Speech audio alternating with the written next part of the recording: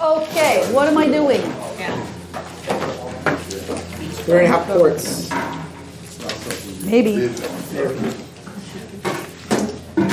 So we got a bladder? We got a bladder.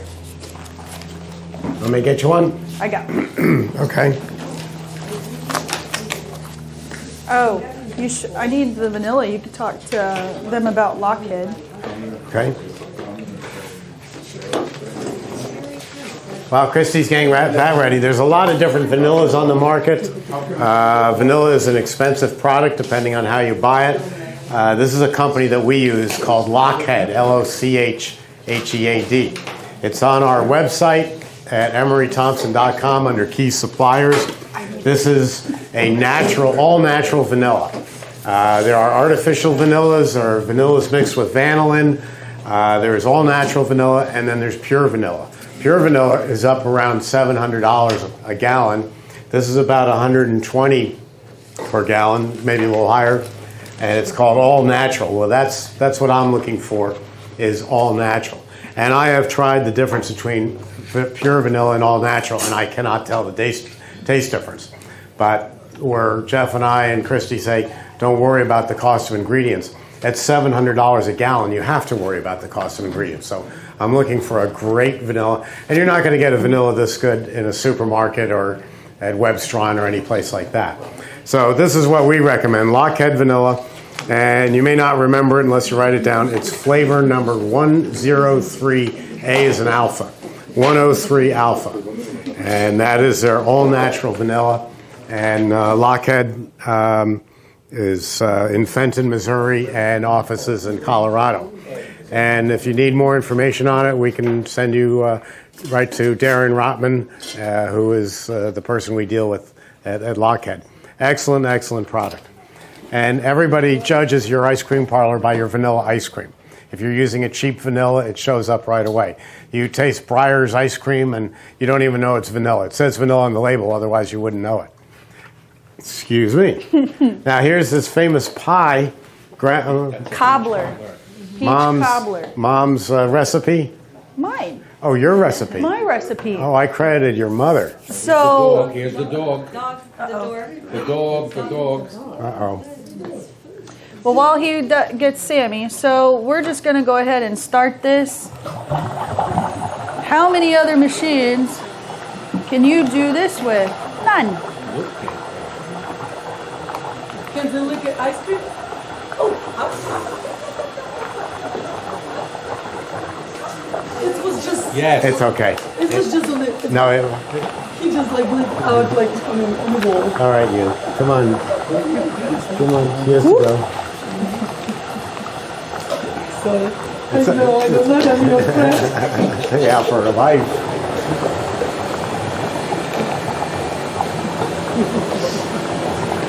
Hi, everybody. This is Sammy, one of our two Goldens, and Sammy is about to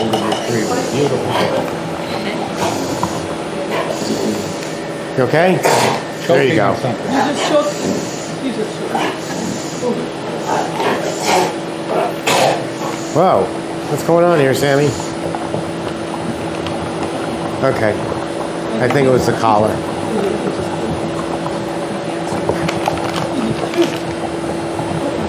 Here we go. And this is Paula. Yes, hi.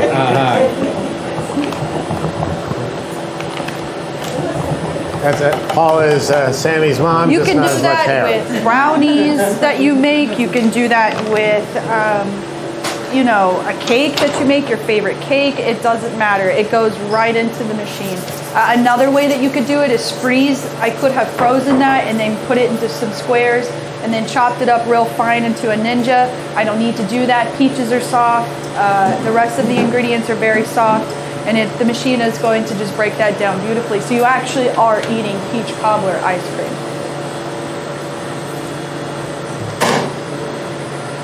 Very simple ice cream to make. It is. And you don't even have to make it. You can just go to the store and find an apple pie. I've done that myself. You know, and our machine was actually in a Lifetime movie. Everybody knows what those are, right? Lifetime movies, of course. So, you know, the machine was it was one of the older style, larger machines, and it was she had a farm, an apple farm or something like that, and they were trying to save their farm, and so they had to come up with something. So she took the apple pie and shoved it right into the machine, and they saved their farm. Of course, traditional Lifetime movie. Yeah. It ends in happy. Smells good. So after this So it batch, all depends on your recipe for the peach cobbler. That I won't disclose. Did Jeff tell you the secret ingredient? No, he Oh. didn't. spill the beans. No, I don't want to do that. I can't do that. Nobody can make the product unless they do. I don't know. It might ruin his reputation if I did. All right. We'll Because he find just out. talked about all natural. Yeah, true. That obviously was not. Well,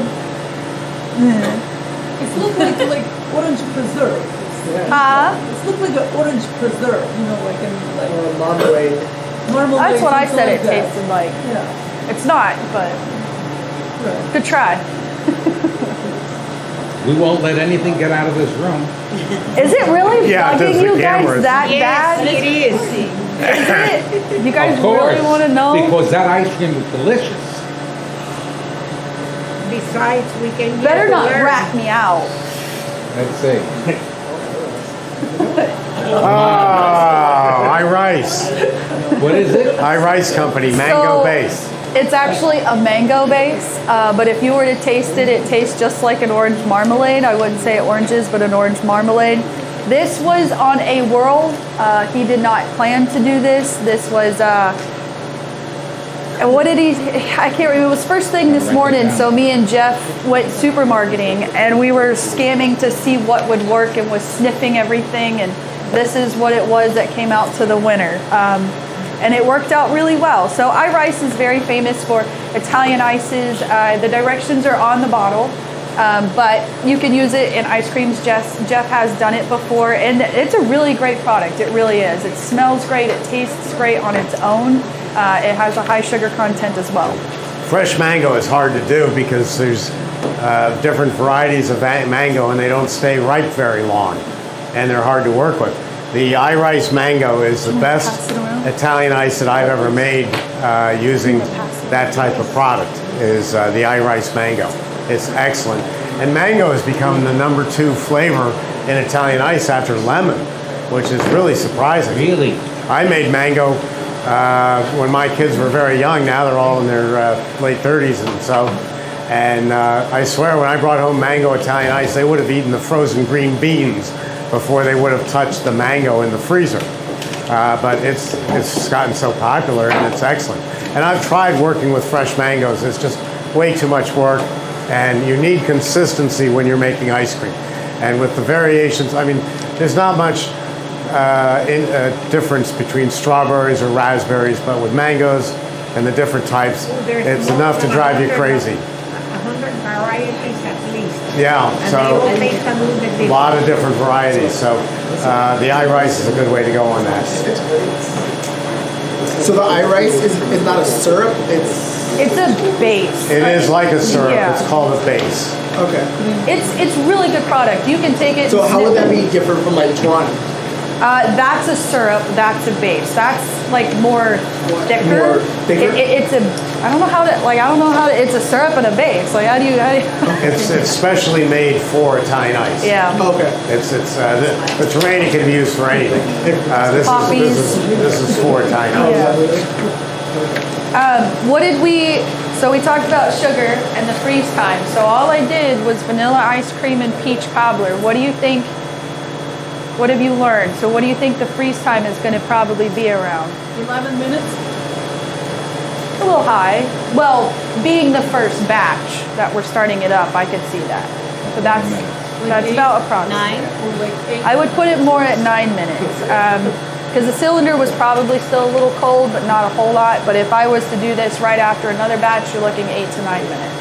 I'm going for 11 because I think that peach cobbler had so much concentrated sugar in it then it'll take that much longer. So you say 11, 11 minutes. I say 9. Okay, we'll see.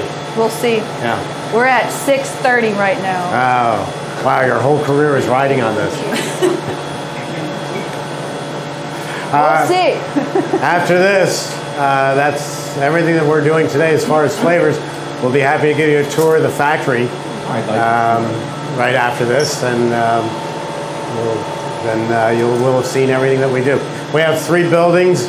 We have this main assembly building. We have another building up the road, a couple of doors, that is machine shop, and then across over here we have machine shop. So we make a large number of our own parts that go into the machines, and the rest we buy USA. I either buy in the city of Brooksville, where we are, Brooksville, Florida, in the state of Florida, or the United States of America. Those are my 3 sources. one question, it's out of the theme of what we're doing here. Yeah. First time that we've been here. And we're trying to find out what makes Brooksville tick. What do they do here? I mean, I see that there's factories like yours here. Is that it? No, Brooksville is very rural, and it's a lot of large farms, very large farms. And so Cattle farm? some is cattle, some is orange trees, and it's a little bit too far out to be a suburb of Tampa. It's about 50 minutes to downtown Tampa if there was no traffic. If they ever build a light rail up this way, the place will boom. And never say never, because Paul and I go over to the other side of the state and we pass through Orlando. Well, to get there, you pass through just fields of oranges and growing palm trees for other people in Florida. Hey, Steve? Nothing around, yeah. It's done. It's done. How many minutes? What's that? What does that say? 8 minutes and 39 seconds. She was wrong. It was faster. No, very good. You got it. All right, so you want to take a look at that. But even where there were orange trees, now they're suburbs of Orlando. Oh, that looks, what a nice, clean color. You want to get the rest out for me? Yeah, will do.